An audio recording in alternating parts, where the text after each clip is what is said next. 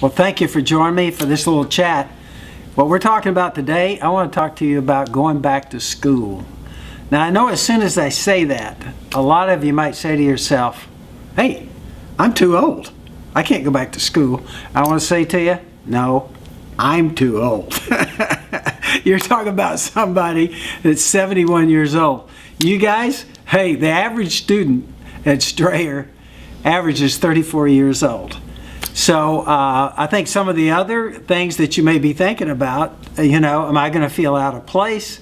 It may be a hard decision for me to make up my mind. I'm going back. Okay? Now, the way I can relate to that, I was faced with about 7 years ago of going back to coaching after being out of coaching for 11 years. Now think about that. Okay, in my case, I knew that if I make this decision, one of the first things everybody's going to write about is what? Hey, this guy's 65 years old.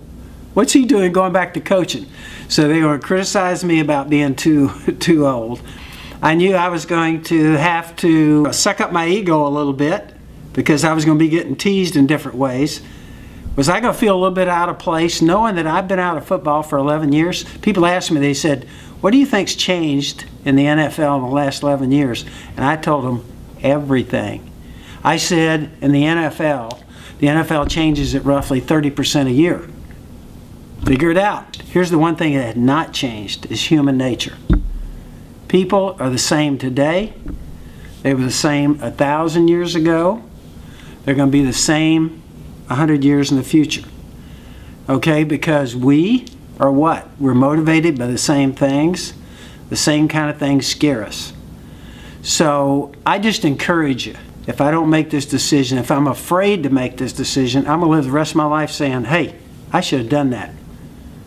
Okay, because it would have affected the rest of my life. And I want to encourage everybody out there, if you're thinking about going back to school, hey, listen, this could affect the rest of your life.